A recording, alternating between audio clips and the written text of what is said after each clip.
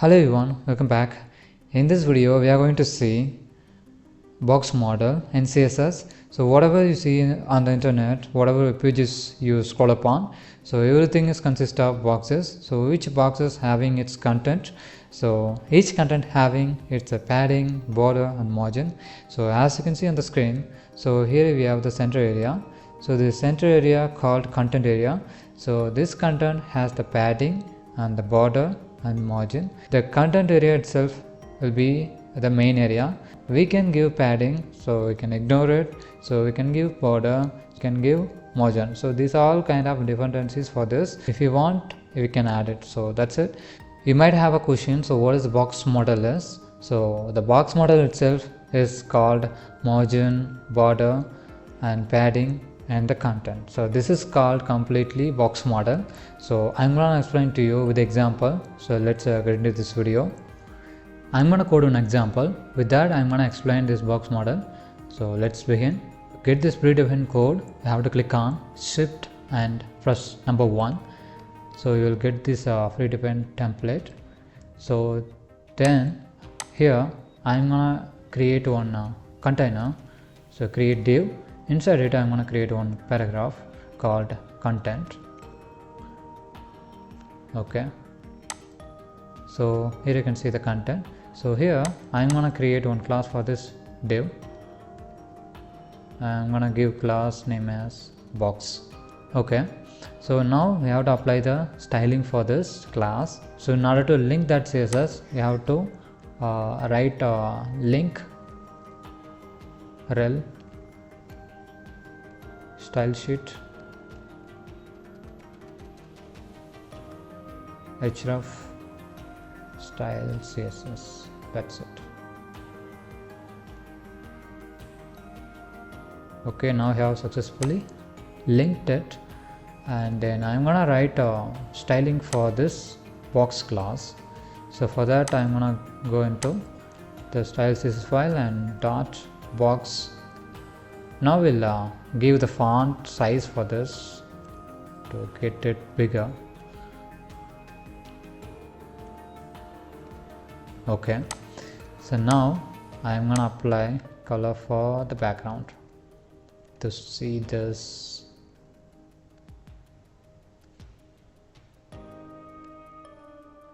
So I hope you can see the color now. So now I'm gonna inspect it. And as you can see this computer tag, click on it. So I'm gonna explain that box model here. So here I'm gonna click on this box class. So see here, this is the content area, this is the padding. So we haven't added any padding here, so we'll add it, then you'll see how it looks like. Fine, we'll add padding 30 pixels and margin as well 30 pixels, the border as well. Now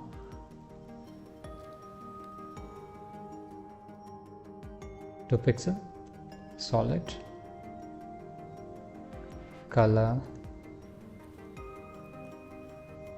blue violet. Let's see, I hope you can see this, right? Now you're having, let me close this window now. So as you can see this smaller line, so let me increase the size now. Yeah, that's it. So as I said,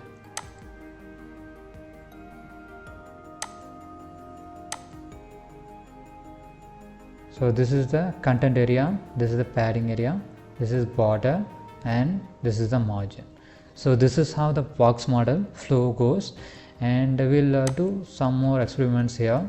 So as you can see here in the left and top, so we are having the gap, so which is the margin. So we are gonna comment this margin. So even though we have some space, so what does it mean? So in CSS we have the universal selector, so which defaultly keeps some spacing on our page. So to remove it, so we have to type asterisk symbol, and then inside it we have to give margin 0. So as you can see, it fits in the complete web page. Okay, so if you are writing the clean and proper codes, we have to check and everything, so how it works. So I wanted to tell you why it's having smaller spaces there. So that's it. And we are gonna play with height and width. So as you can see, now it's taking complete width of this web page. So I'm gonna give width as 400 pixels and height as 200 pixels. So now we have this specified width and height.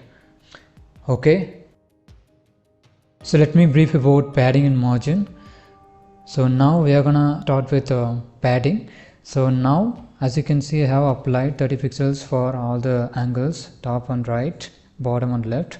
So we are gonna give padding separately for all the sides. So I'm gonna apply the padding to the top. So I'm gonna give 50 pixels. So as you can see the difference, I have applied 50 pixels to the top, and I'm gonna apply 50 pixels to the right and bottom as well and left.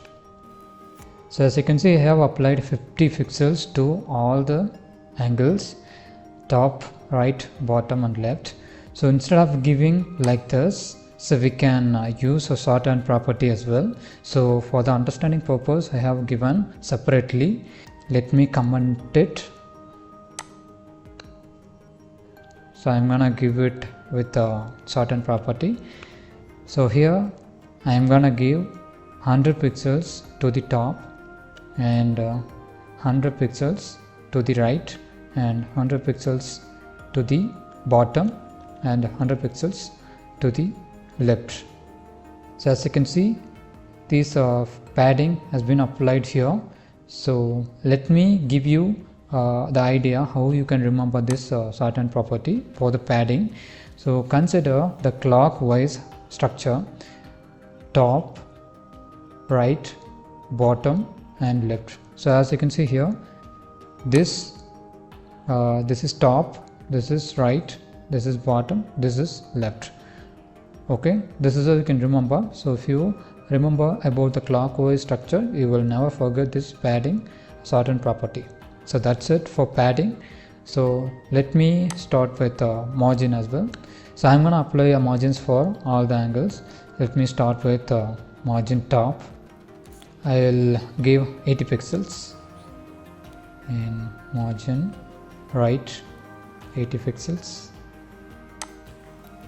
margin bottom 80 pixels and margin left 80 pixels. So now we have applied margin for all the angles separately. So now I am gonna comment this. For the understanding purpose, I have written like this. So we are gonna use shorthand property for margin as well. So I'll give margin by using shorthand property. So here I am gonna give top 90 pixels, right 80 pixels, bottom 90 pixels and left 80 pixels.